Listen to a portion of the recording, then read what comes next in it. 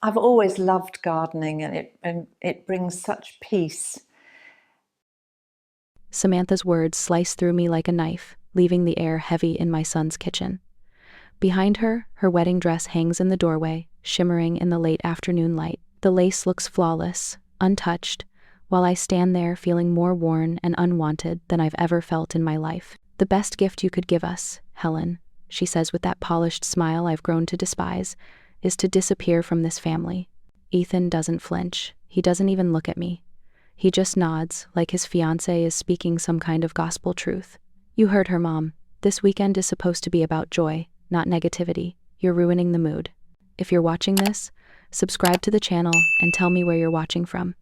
I need your likes and comments to know you're following along with my story. Let me give you the whole picture, because the way I ended up here is not what you'd expect. 3 years ago, after Daniel, my husband of 42 years, passed away, I made a choice that I thought was selfless. I sold the farmhouse he and I had lovingly restored, the one with the wraparound porch where we spent summer nights sipping sweet tea and watching fireflies. I let it go because I wanted Ethan and Samantha to have the life they claimed they dreamed of. I handed them $92,000, my entire savings, so they could buy their Charleston home. They swore I would always have a place there, that I'd be part of their family until my last breath. My name wasn't just on the check. I thought I was stitched into the very fabric of their lives. And yet, here I stand in their kitchen, treated like a stray cat scratching at the door. I steady my voice, though inside I feel like I'm unraveling. "Where exactly am I supposed to go, Samantha?" She flicks her eyes down at her freshly painted nails and shrugs, as if I'm asking her opinion on the weather. "A hotel? Maybe your sister's place? I don't really care where, as long as you're not here tomorrow." I clench my jaw. "This is Ethan's house too." "Actually," Ethan interrupts, finally speaking, "Samantha's been handling the finances. She's the one making improvements. You just helped out once." Just helped out once. $92,000, the nest egg Daniel and I built dollar by dollar, penny by penny, reduced to some money once. I glance around the kitchen. The granite counters gleam under the pendant lights. The custom cabinets close with a soft click. I see my fingerprints on everything, the things I helped them choose, the things my money bought, and yet they act as if I'm an intruder. A silence settles between us, sharp and suffocating. Samantha shifts, clearly expecting me to beg, to cry, to give her a performance she can later gossip about. I don't. Something inside me shifts, not breaks, but changes, like a gear sliding into a new groove. "You're right," I whisper. "I should go." Samantha's eyebrows twitch upward, surprised. That wasn't the reaction she wanted. Ethan exhales, relieved. "That's probably best, Mom. We'll talk after the honeymoon, once everything calms down." I turn and walk toward the stairs, each step heavier than the last. Upstairs, I step into the room I've been living in for 6 months. Never my room, always the guest room. Samantha once told me, with a smirk, "Guest rooms are for guests. Guests don't stay forever." I pull out my suitcase and begin folding clothes. My hands move mechanically, but my ears catch their voices drifting up from the kitchen. They're already discussing what to do with the space. Samantha wants a yoga studio. Ethan thinks it would make a good home office. Not once do they pause, not once do they wonder if maybe they've gone too far. On the nightstand rests a photograph of Daniel. He's smiling, holding a fishing pole, the lake behind him shimmering with light. 42 years of marriage, and not once did he make me feel unwanted in my own home. I pick up the frame, trace his smile with my thumb, and whisper, "Don't worry, sweetheart, I'm not going down without a fight. Because if they want me gone, fine, but I will not leave empty-handed." I zip the suitcase shut and pause by the door. Downstairs, laughter erupts, Samantha's shrill laugh, mixed with Ethan's nervous chuckle. I can almost picture them clinking champagne glasses, celebrating the idea of a life free from me. But what they don't know is that I've kept every receipt, every email, every document from the day we bought this house. They think I was just generous. They think I gave without protection, without foresight. But Daniel raised me better than that. He always said, "Love your family with your heart, but protect yourself with your mind." And now, standing in this borrowed room with my suitcase in hand, I know exactly what I need to do. When I wake up the next morning in the guest room, that sterile little space they refuse to let me call mine, it feels like I'm walking through someone else's life. My suitcase sits open on the floor, half-packed, while the sound of Samantha humming drifts up from the kitchen. She's probably already rehearsing her big moment for the wedding. the perfect bride gliding down the aisle with every camera phone trained on her. But all I can think about is what Ethan said last night. "You just helped out once." That single phrase keeps replaying in my head like a broken record. Just once wasn't the right description of what I did. It wasn't just a gift. It wasn't a random handout. I had emptied my savings account.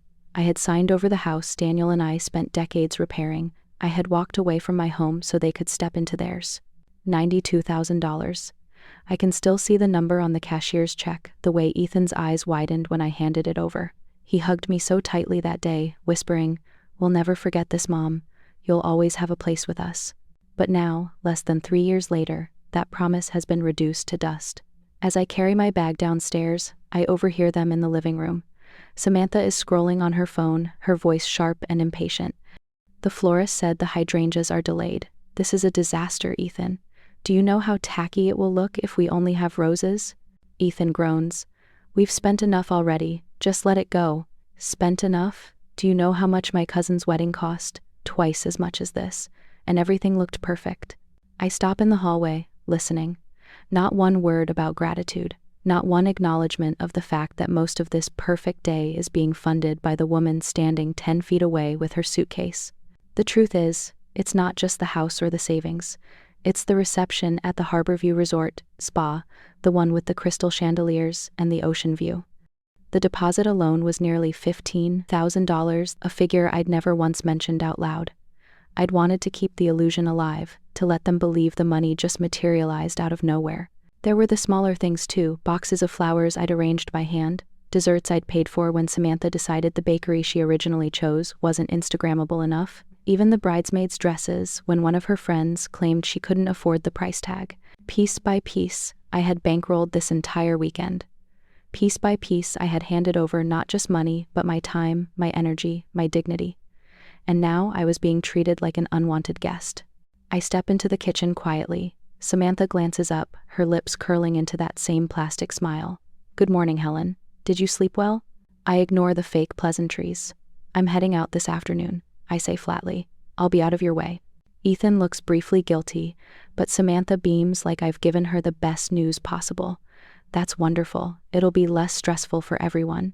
Less stressful. That's what I've become to her, an obstacle, a source of stress. I want to scream.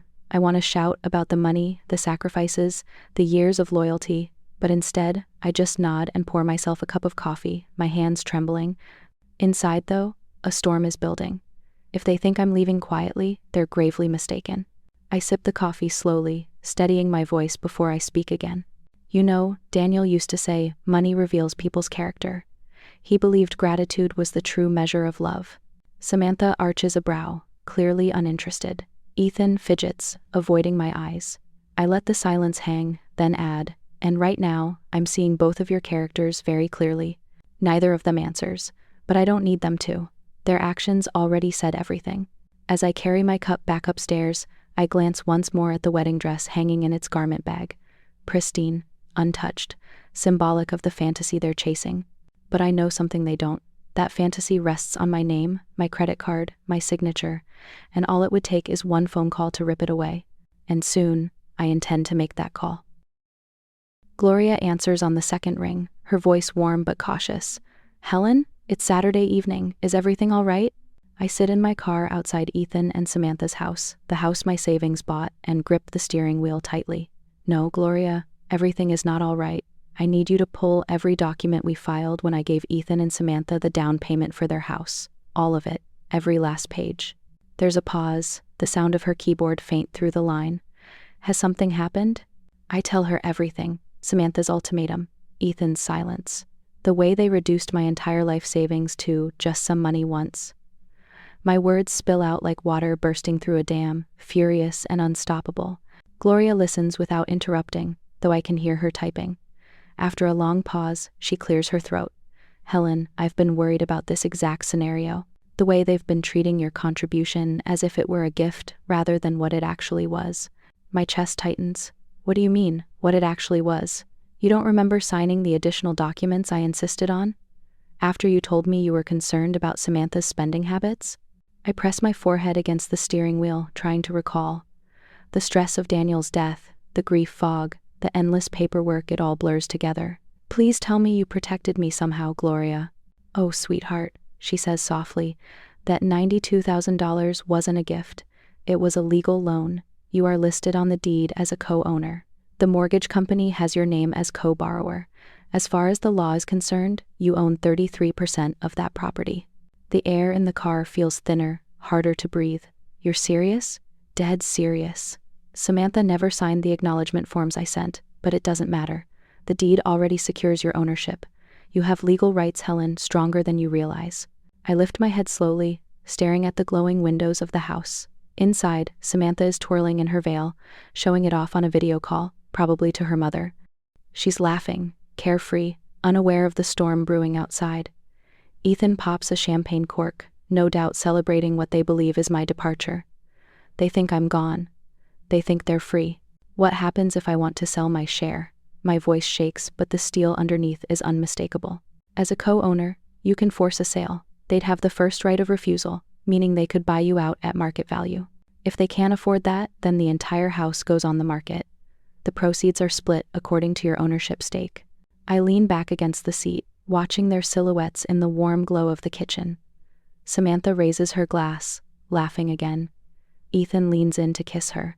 They're toasting a future they think is secure. They have no idea that in less than 48 hours, it will all come crashing down. I want you to prepare a notice of intent to sell, I say firmly. I want it delivered first thing Monday morning. Gloria hesitates. Helen, are you sure? Once we start this, there's no going back. I exhale slowly, the decision already made. I've never been more sure of anything in my life. They want me to disappear. Fine. But I'm taking my share with me. When I end the call, the silence in the car feels different, not heavy with grief this time, but charged with purpose. For months, I've been their safety net, quietly filling the gaps, covering their mistakes, keeping them afloat while they pretended they were swimming on their own. But tonight, something inside me hardens. I'm not their crutch anymore. I open my email and see a new message from Gloria. Subject line, deed, mortgage documents, Helen Parker. I tap the screen and scroll through page after page. My name printed clearly. My signature, etched in ink. Proof, power, leverage. The house they love so much is not theirs alone. A third of it belongs to me, and they can't change that. For a moment, I imagine their faces when the letter arrives on Monday morning. Samantha's shrill outrage, Ethan's pale shock. The frantic whispering as they realize their dream home could be ripped away. I almost smile. The sound of laughter echoes through the windows again. I close my eyes and picture Daniel sitting beside me in the passenger seat. I can almost hear him. You always give too much, Helen. You always think love means sacrifice. But sometimes love means drawing a line. He was right. He was always right. I scroll through my contacts and hover over another number. Harborview, Resort, Spa. The contract for the reception is in my name. The deposit was my card. The balance hasn't even been charged yet, but the staff is scheduled, the food prepared, the flowers ordered. And suddenly I know exactly what my next move will be. They wanted me gone. They wanted me erased from their story. But the truth is, I've been the one holding the pen this entire time, and I'm about to rewrite the ending. The line rings twice before a woman answers with a polished brightness. Harborview Resort, Spa, this is Lydia, in events. How may I assist you? This is Helen Parker, I say, using the voice you save for decisions you won't walk back. I'm calling about tomorrow's wedding reception in the Atlantic Ballroom. Wonderful, she replies, typing. Bride's name? Samantha Green. The contract is in my name. A beat. Yes, I see it.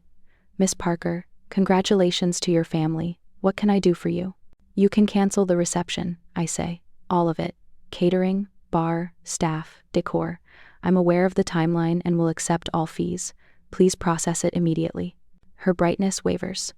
To confirm, you are the contracting party, and you wish to cancel the event scheduled for tomorrow at 4:30 p.m., 180 guests, band load-in at 2. I'm the contracting party, I repeat, and I wish to cancel the event. Of course, keys clatter. The kitchen has begun prep and pastry is in assembly. The cancellation fee in this window is 70% of the food and beverage minimum, plus labor accrued. Do you still wish to proceed? Yes. One word, clean as a blade. Send the final invoice to the email on file. I'll authorize the card within the hour. Would you like me to put the bride or groom on the line? No, If the resort needs a single point of contact, that's me. Another beat, and the machine of hospitality adjusts. Understood, Miss Parker. I've submitted the cancellation. You'll receive an automated notice and a confirmation once accounting posts the fees. I'm sorry for whatever has occurred. Thank you for your professionalism, I say. Please cancel vendor access badges as well. I will. When I end the call, the car is very quiet, air crisp from the AC. The house behind me glows in late light, porch lanterns already on. I breathe and feel something slide into place. Agency, not anger. Email lands, cancellation, received, estimated fees to follow. Beneath it, the original contract, my name, my signature, their future balanced on my pen. I forward the notice to a second address. For 3 years, I trained them to believe money was a river that always ran toward them. A bill here, a balance there. The quiet text, "We're a little short," answered by a quiet transfer. I thought I was buying peace. I was leasing resentment. I tap another number, my credit card. The representative is cool and neutral. I pre-authorize the cancellation fee so no one can claim the card declined. No loopholes, no rescues. Then I book a room on purpose, the Seabreeze, a no-frills hotel on the Harbor Road with clean sheets and loud air conditioners. A place for sleeping, not showing off. I drive there without looking back. I've paid the light bill enough times to know what the house looks like at dusk. The clerk slides a keycard across the counter. I nod and smile like a guest passing through. In the elevator, I catch my reflection. Careful hair, small earrings, a mouth set like a seam. In the room, I set the suitcase on the rack and sit on the bed, palms flat against the coverlet. For a minute, I just listen. Gull, horn, a laugh from the pool. My phone lights with an unknown number, Harborview Accounting, and I answer. Miss Parker, this is Noel with accounting. I have your revised statement. I'm ready to authorize. He reads the numbers. They are not small. I approve anyway, because that's what boundaries cost when you ignore them long enough. After, I order soup and tea from the diner across the street and sit by the window while I wait, watching the tide wrinkle the creek. Somewhere else, I imagine Samantha practicing her vows, convincing herself she is the hero of a story everyone should be grateful to support. Love reveals character, Daniel used to say when we made do in the early years. Money makes the reveal permanent. I thought supporting Ethan and Samantha would root them. It watered the weeds. Love is not cushioning. Sometimes love is refusing to catch someone who keeps jumping. The food arrives in a paper bag that leaves a damp ring on the table. I eat slowly, teaching my hands not to shake. My phone vibrates private number. I let it go. Silence is a kind of prayer I won't interrupt. I take out a notepad. Daniel carried index cards. I carry lists and write Monday across the top. Under it, in block letters, notice of intent to sell. Gloria 9, 0A, M. Smaller lines, put deed, mortgage, transfers in one folder, forward hotel invoice to file, print cancellation, confirmation, buy stamps. Out the window, the creek slips backward. The tide has turned. Change is gradual, 1,000 grains shifting until the ground is different under your feet. I think of Ethan as a toddler, fists full of sand. An email from Lydia glows, final cancellation plus fee summary. I save the attachment to a folder titled, plainly, House Actions. There's comfort in naming the thing you're doing. I rinse the diner spoon and set it to dry on a folded napkin. I draw the blackout curtains but leave them an inch open like Daniel did. A ribbon of night, the only light you need. I turn the ringer to silent and place the phone face down. Their panic can circle the harbor without me tonight. In the dark, the AC breathes. I match it. In, out. Tomorrow will bring calls, tears, the theater of indignation. Monday will bring the letter. And soon, the house will become what houses always are. Wood and wire and numbers on a page. Not a shrine, not a substitute for love, not a stage where I'm required to play the fool. I am not disappearing. I am stepping off a script I did not write. And for the first time in too long, I want to see what happens next when I don't explain myself to anyone at all. My phone starts buzzing before midnight. At first, I let it ring. I'm sitting cross-legged on the hotel bed, sipping chamomile tea, letting the hum of the air conditioner drown out the day. I've turned the ringer to silent 3 times already, but the calls keep coming, relentless. When the 4th one lights up the screen, curiosity wins. I answer without a word. What did you do? Samantha's voice screeches so loudly I pull the phone away from my ear. I let the question sit for a moment. I honored your request, I say finally, keeping my tone even. You wanted me to disappear, so I disappeared. The country club called. They said you canceled our reception, our wedding reception. Helen, there are nearly 200 people expecting dinner tomorrow. I'm sure there are, I say calmly, muting the TV. That does sound like a problem. There's rustling on the line. Then Ethan's voice, tight and panicked. Mom, this is insane. You can't cancel our wedding because you're upset about sleeping arrangements. I didn't cancel your wedding, I correct him. You can still exchange vows, still sign the license, still have your pictures taken. I canceled the reception I was paying for. The one that cost me $15,000. You remember, right? The one you both treated like it just fell out of the sky? Silence. Heavy, unfamiliar silence. For months, I've never once told them the total. I always let them believe I had some endless fountain of money. Now, finally, the number lands with a weight they can't ignore. Samantha's voice returns, thin and trembling. 15,000? Yes, I say. That's how much I've invested in this fairy tale weekend, not counting flowers, photography, the band, and a dozen other things. Did you think vendors work for free? Did you think money materializes because you wish hard enough? Ethan swallows audibly. But we can't tell our guests there's no reception. They flew in, You're resourceful adults, I interrupt. I'm sure you'll figure something out. McDonald's caters now, I hear. On the other end, Samantha dissolves into sobs, the kind of ugly, wet crying that once would have made me feel guilty. Now, it just sounds like noise. How could you do this to us? She wails. We trusted you. Trusted me? I laugh softly. You literally told me the best gift I could give your family was to disappear. I'm simply honoring your request. I didn't mean forever, she screams. I meant for the weekend. I can't help the bitter laugh that escapes me. So, I was supposed to psychically understand that when you said permanently, you really meant temporarily? My mistake. There's shuffling. Then Ethan's voice returns, trying for gentle. Mom, please, let's talk about this like adults. Come back to the house. We can fix this. The house where I'm not welcome? The house where my presence ruins everything? I chuckle again, humorless. No, thank you. Samantha cuts in, sharp and demanding. Where are you staying? That's not your concern anymore, is it? I say evenly. You made it clear my living arrangements were my problem. I hear whispering in the background, frantic and muffled. I picture them pacing, wide-eyed, realizing just how fragile their plans are. Ethan returns, his voice cracking. At least call the resort back. Tell them it was a mistake. It wasn't a mistake, I reply. It was a business decision. The person paying for everything decided to stop. End of story. But what about our guests? Ethan pleads. Samantha's family flew in from California. We'll look broke. Well, I say, letting the pause linger, without my support, maybe you are broke. That's another thing we should discuss, how much of your life I've been funding without either of you even noticing. The line goes quiet, long enough that I wonder if they've hung up, but then I hear Samantha's muffled sobs again, Ethan murmuring something to her, before he asks, low and strained, What do you mean? I say, the groceries I paid for when Samantha came shopping with me, the utility bills I covered when you were a little short, the car repairs, the credit cards, the emergencies that kept appearing out of nowhere. You thought I was just being generous, but what I was really doing was providing an allowance, and allowances can be discontinued at any time. The silence this time is longer, deeper. I can almost feel them squirming. Finally, Ethan's voice cracks the quiet. What do you want, Mom? The question they should have asked years ago, long before this night. The knock comes early, long before I expect company. At first, I think it's housekeeping, but when I peer through the peephole of the Seabreeze hotel door, I nearly drop the chain.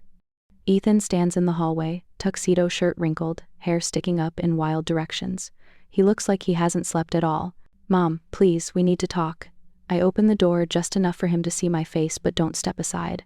Shouldn't you be getting ready for your big day? That's what I need to talk to you about. His eyes are rimmed red, his voice stripped of the smugness I've grown used to. Samantha's locked herself in the bathroom. She won't come out. Her mom's threatening to fly back to California. The whole thing is falling apart. I lean against the doorframe, crossing my arms. I'm sorry to hear that. I hope you work it out. Work it out? His voice rises, cracking under the pressure. Mom, you destroyed our wedding. No, Ethan. I keep my tone even. I removed my financial support. There's a difference. He pushes past me before I can stop him, collapsing into the hotel chair like a man twice his age. I let him. Sometimes you have to let people bury themselves in their own words. This is insane, he mutters, burying his face in his hands. Over what? A misunderstanding about sleeping arrangements? I stay standing, arms folded. Sit up and listen. This isn't about sleeping arrangements. This is about respect. This is about gratitude. This is about treating the person who made your lifestyle possible like a human being instead of an inconvenience. He looks up sharply.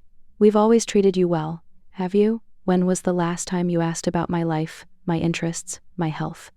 When was the last time you invited me somewhere because you wanted my company, not because you needed my wallet? His mouth opens, then shuts. I'll wait, I say. The silence stretches, uncomfortable and heavy. His eyes dart to the floor. When was the last time you remembered my birthday without Facebook reminding you? When was the last time you called just to talk, not to ask for something? When was the last time you treated me like your mother instead of your personal ATM? That's not fair, he mumbles. Isn't it? I lean forward. In the past 3 years, do you know how much money I've given you and Samantha? A few thousand here and there, he says weakly. 37,000 in emergencies alone. Add the 92,000 for your down payment. That's $129,000, more than most people make in 2 years. And what have I gotten in return? His face drains of color. We were always planning to pay you back, he says. Were you? Because Samantha's been shopping for a new car. You've been looking at European vacation packages. Not once has either of you mentioned repayment. He slumps forward, defeated. What do you want from me, Mom? I want you to understand that I'm not your ATM. I want you to understand that kindness and generosity aren't infinite resources. And I want you to understand that when you treat someone badly enough, for long enough, eventually they stop caring about your problems. He sits in silence, shoulders sagging. So yes, your reception is canceled. Yes, your guests will eat elsewhere. And yes, you may lose that precious house. Actions have consequences, Ethan. It's time you learned that. He stares at me, eyes wide.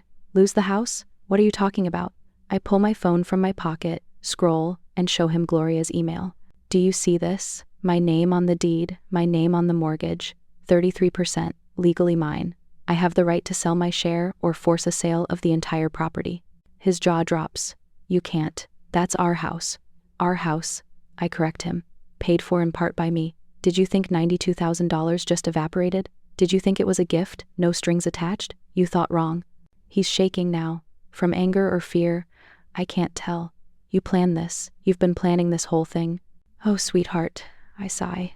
If I'd been planning, don't you think I would have done it before paying $15,000 for your wedding? The truth is, I was still trying to keep peace. But last night changed everything. He looks away, shame shadowing his face. So what happens now? Now, I say, you have a choice. You can buy me out at current market value over $100,000, or we sell the house and split the proceeds. Either way, your days of living on my dime are over. His voice breaks. We can't afford that. The house is worth $300,000. 33% is over $100,000. We don't have it. I know, I say. I'm good at math. That's why I have money. And you two are always broke. He flinches like I struck him. Your combined income is maybe $8,000 a month. Your mortgage is $2,400.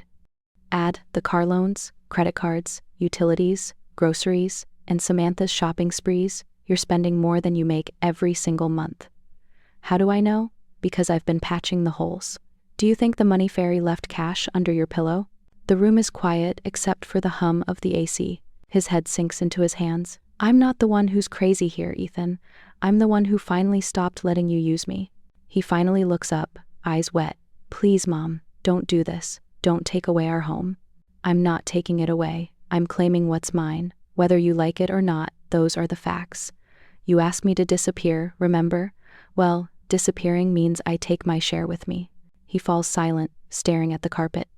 For the first time in years, the power has shifted. For the first time, he needs me more than I need him. And I can't help but think, it's about time. The news trucks are already parked outside the Harborview Resort when I pour my second cup of coffee at the Seabreeze. Through the TV in the lobby, I watch as the anchors announce the unforeseen cancellation of a high-profile wedding reception.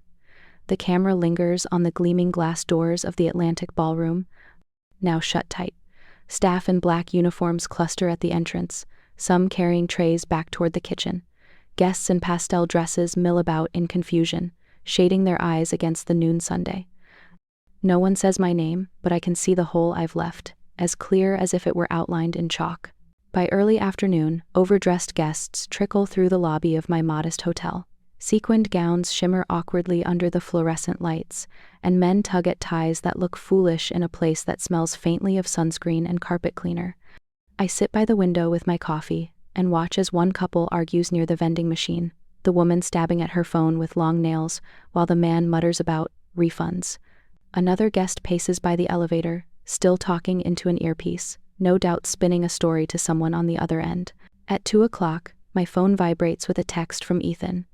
We're moving the photos to the pier, we'll figure out the rest. Please don't do anything else. I stare at the word please for a long moment. It's the first scrap of humility I've seen from him in years, and it arrives too late. I set the phone down without answering. Curiosity drives me to the harbor anyway. The boardwalk is crowded with onlookers drawn by gossip. They hover just beyond the pier, craning their necks to see the drama unfold. And there, framed against the blue-gray water, is Samantha. She's in her gown, veil pinned perfectly, but her eyes are swollen and red. Bridesmaids cluster around her, fussing with skirts and bouquets. The photographer crouches and waves his hands like a traffic cop, trying to salvage beauty from chaos. I stand back by the rail, far enough not to intrude, close enough to see the cracks in their perfect picture. When Samantha turns, our eyes lock for one frozen second. She flinches like she's seen a ghost. I am not a ghost. I am the consequence of every careless word she's spoken. Ethan breaks away and trudges toward me, jacket over his arm. His face looks older than it did yesterday, lines etched deep by panic and sleeplessness. "Mom," he says, voice low, "you found a place for pictures." I reply. He rubs the back of his neck, a nervous habit from childhood. "We'll do cake back at the house. Samantha's mom is ordering food." "It's not what we wanted." "It rarely is," I answer. He hesitates, then adds, "People are talking. The resort said the cancellation came from you." His eyes search mine for denial, for rescue. "Did they say why?" I ask. He shakes his head. On the pier, the photographer counts off 1, 2, 3, and the bridesmaids try to smile through their exhaustion. "You're still married," I remind him. "The vows happened. That's what matters." He nods, but his voice is small. "Samantha says it doesn't feel real without the rest." "That's her problem," I say, "not mine." We stand in silence for a while, listening to gulls cry above the water. Finally, he asks the question I knew was coming. "What about the house?" "The letter goes out tomorrow," I tell him. His jaw tightens. "We can't afford to buy you out." "I know," I say softly.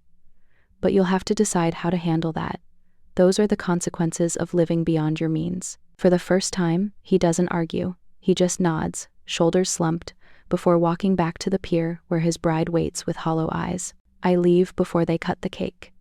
Back at the Seabreeze, the clerk offers me a sympathetic smile when I pass through the lobby. In my room, I draw the curtains, leaving just an inch open the way Daniel always did. Then I sit on the bed and write out tomorrow's plan. Meet Gloria at 9, mail the notice of intent to sell, close the accounts I've been quietly funding for them. Each word steadies me. The television hums in the background, replaying footage of Samantha on the pier, bouquet trembling in her hands. The reporter calls it a story of resilience. I know better. It's a story of cause and effect. For once, I'm not the one scrambling to fix everything. I'm the one watching from the shore, letting the tide roll exactly as it should. Carolyn finds me before I expect her to. I'm coming back from the harbor, the sun sharp on the water, when a tall woman in a mauve dress blocks my path on the boardwalk. Her face is older than Samantha's, but unmistakably similar, the same chin, the same eyes, though hers carry lines carved by worry. "You're Helen?" she says, not a question. I'm Carolyn, Samantha's mother." For a second, I brace for an attack, expecting the kind of venom her daughter has perfected. But Carolyn doesn't sneer. She sighs, shoulders heavy, and says, "Do you have a minute to walk?" We end up side by side on the wooden planks, tourists parting around us. Carolyn keeps her eyes on the water. "I suppose I should be furious with you. Samantha's in tears, the family's humiliated. But the truth?" She shakes her head. Part of me isn't surprised. I glance at her, cautious. "Not surprised?" "She's my daughter," Carolyn says, voice low. "I've been watching her entitlement grow for years. I tried to tell Ethan once before the engagement that Samantha thinks money is a faucet. Turn it on, it runs. She's never learned what it costs to keep the pipes from freezing. I don't reply, just let her keep talking. You've carried them, she continues. I can see it. It's written all over their lives. The house, the wedding, the way Samantha brags about things she didn't pay for. I warned her once that bills have a way of coming due. She laughed. We stop at the end of the pier where the breeze is strongest. Carolyn turns to me. So, when you canceled the reception, I thought, finally someone showed her that actions have consequences. I study her face, searching for sarcasm. There's none, just weary honesty. You're not angry with me? I ask. I'm grateful, she says, surprising me. I've spent years biting my tongue. If I push too hard, she cuts me off. But you had the leverage, I didn't. You made her feel the fallout of her own behavior. It may be the only thing that ever gets through. The words loosen something in my chest. For days I've been painted as the villain, the saboteur. Hearing this woman admit relief feels like a hand pressed gently to my back. She'll blame me forever, I murmur. Maybe, Carolyn admits. But better she blames you than learns nothing. I'm her mother, Helen, but I'm also tired. Tired of watching her demand and never give. If she ends up resenting me for not rescuing her this time, so be it. Maybe she'll grow from the rubble. We walk a little more, the boardwalk creaking under our steps. Families pass us, children licking ice cream cones, couples laughing in the sunlight. The world doesn't pause for broken weddings. I can't promise she'll thank you, Carolyn says finally, but I can promise I won't bail her out. Not this time. She needs to sit in this. Both of them do. I nod, swallowing a lump in my throat. Thank you for saying that. She pats my arm. Don't thank me. Just hold your ground. They'll test you again, you know they will. But now at least you've proven you can say no. Keep saying it. When we part, she heads back toward the cluster of relatives outside the resort, and I return to my hotel. For the first time all weekend, I don't feel alone. I feel like someone else finally sees the truth. I've been screaming in silence. In my room, I write another line in my notebook under tomorrow's plan. Carolyn won't interfere. It's a small thing, but small things matter when you're steadying yourself against a storm. I close the book and let myself rest. For once, I'm not carrying the weight by myself.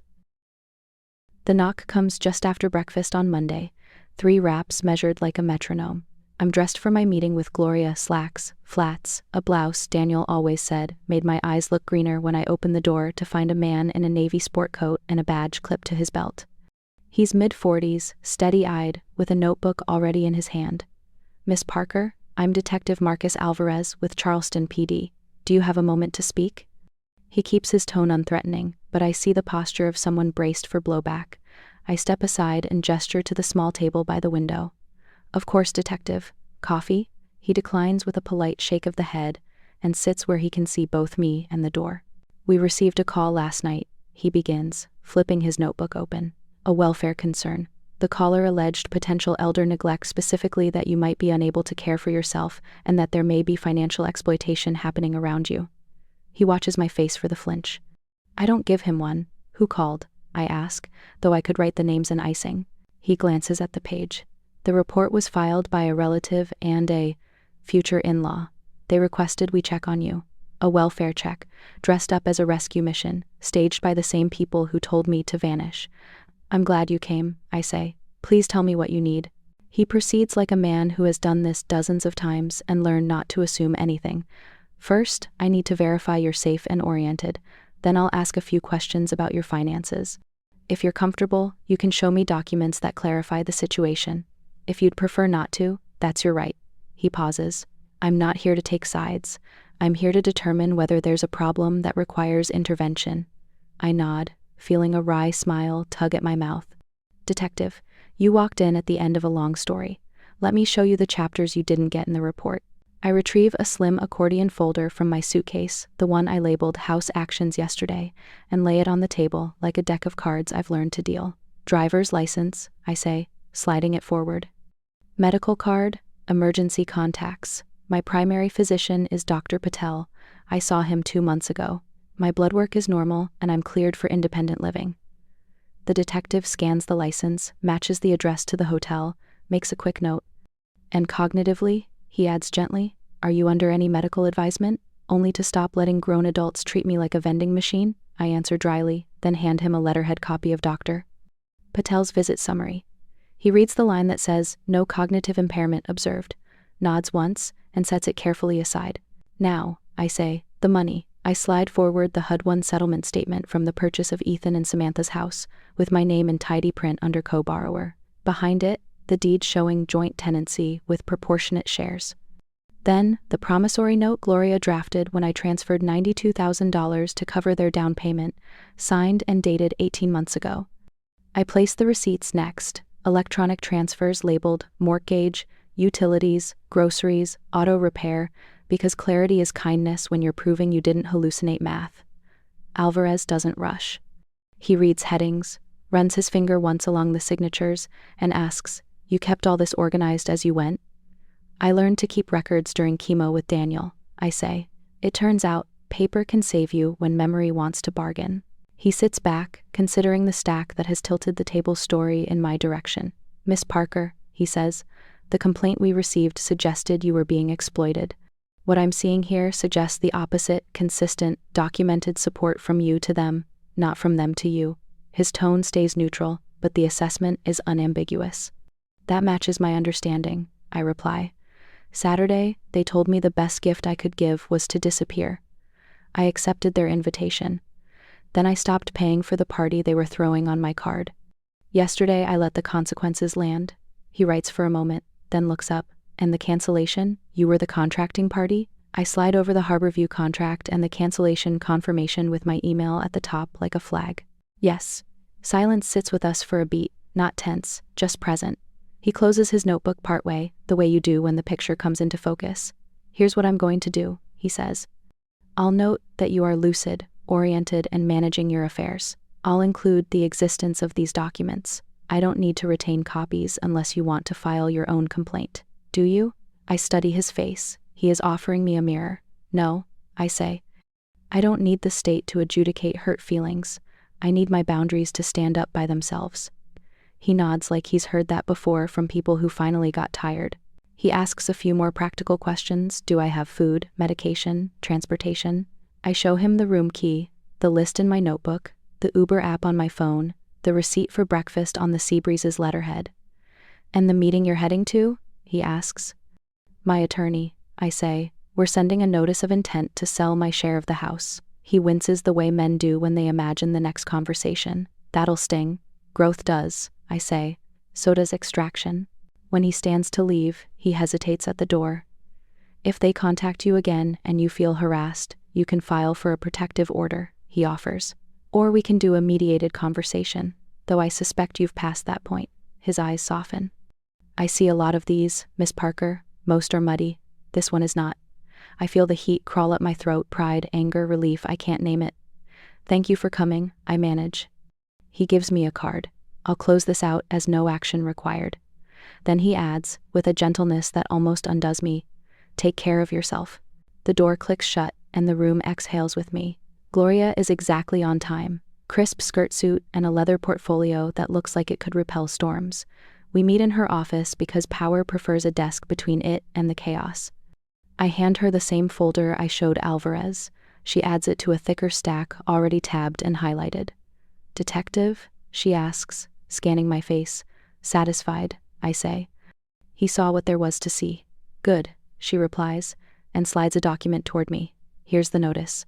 It cites your 33% interest, demands either a buyout within 30 days or agreement to list the property for sale." I've copied in their lender because I prefer reality to deliver the news. I read the letter twice, noting the dates, the courier line, the certified mail number. My name is there, not as a footnote, but as a subject. We send it. The receptionist stamps the envelopes with a thunk that feels ceremonial. I half expect trumpets. Instead, Gloria pours coffee from a carafe and says, "You're about to get louder pushback." "I know," I say. I brace the windows. She smiles without humor. "They may file counterclaims. Emotional distress, interference, that sort of thing. The documents you've kept will matter. Don't engage on text. If they want to communicate, we route it through me."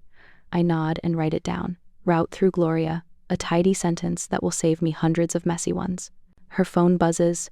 She glances at the screen, and then at me. "They've already called," she says. "I'll return it after you leave." She taps the letter. You've done the right thing, Helen. Generosity without boundaries invites contempt. You finally set a price for your peace. I let that settle in. Price and peace in the same sentence. Daniel would have liked that. When I step back into the sun, my phone lights up with messages that look like weather warnings. Samantha's are a blizzard of rage and refrains, "How dare you, you ruined, you owe me," and Ethan's are a sleet of apologies that keep sliding off the same roof. I do not answer. I walk to a bench under a live oak and let the shade recalibrate my nervous system. Across the street, a couple eats shrimp out of paper baskets, laughing. The world refuses to match my drama. It's infuriating and comforting at once. By late afternoon, the call I knew would come does. A blocked number, then Carolyn's voice, tight with fatigue. "She filed that report, didn't she?" she asks without greeting. "Both of them did," I say. A detective came. He left, satisfied. I can read my own mail. Carolyn exhales, a sound like a deflated parade balloon. "I told her to stop. She said you were being manipulated." I asked by whom, and she hung up. There's a pause. "Do you need anything?" The question lands on me like cool water. "No," I say. "I needed exactly what I have: documentation and a spine." She snorts softly. "Good, keep both." Evening draws its line across the harbor. I return to the Seabreeze, where the desk clerk waves and slides a small parcel across the counter. Inside the brown paper, the stamped copy of my letter, a receipt from courier service, and tucked by Gloria like a grace note, a yellow sticky with 2 words, "We proceed." I pin it to the first page of my notebook, where Monday is already crossed out with the satisfaction of a chore that's also a chapter.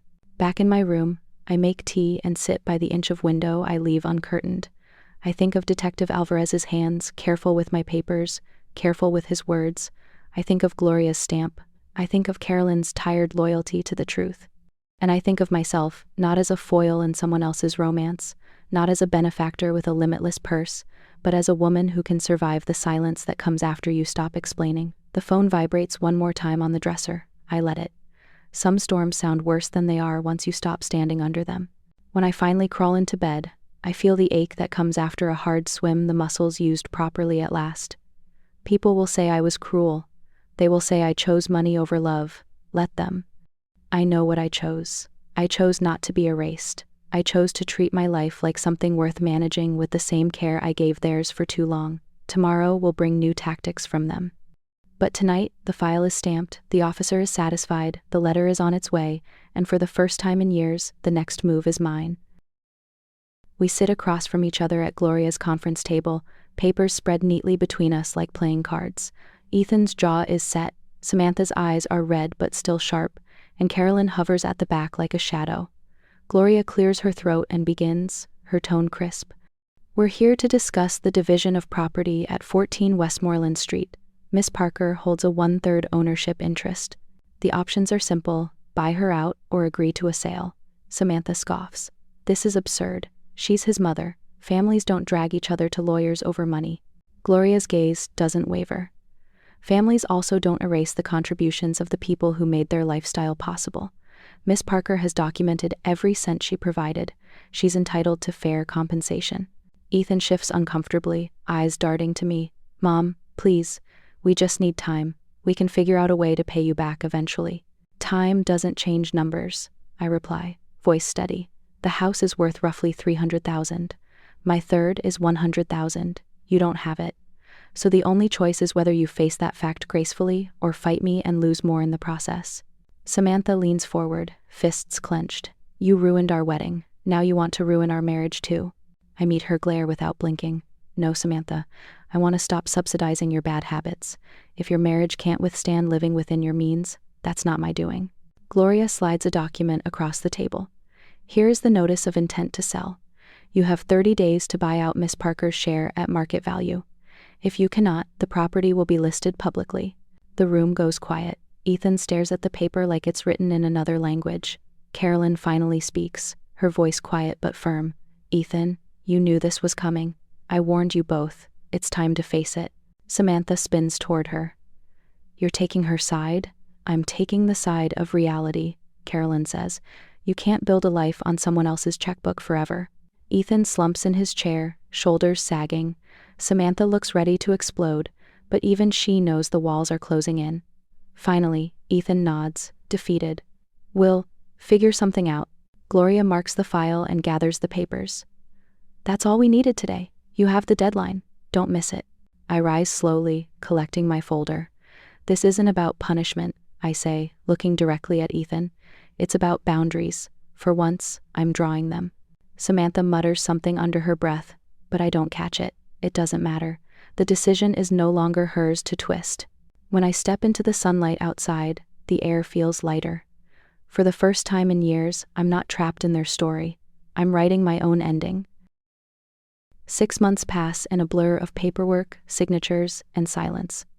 By the time the house is finally sold, the leaves have turned, and the Charleston humidity has given way to crisp autumn air. The settlement check lands in my account on a Tuesday morning, the balance glowing on my phone like proof that boundaries bear fruit. Ethan and Samantha get what remains after the mortgage, after the fees, after my third is carved cleanly out. They had begged for time, for grace, but the bank doesn't barter with excuses. In the end, the sale closed faster than anyone expected. The new owners are a retired couple from Atlanta who say they've always dreamed of living near the harbor. I smiled politely when they shook my hand, not bothering to explain that their dream house was built on my sacrifice. That story doesn't belong to them. I no longer live out of the sea breeze.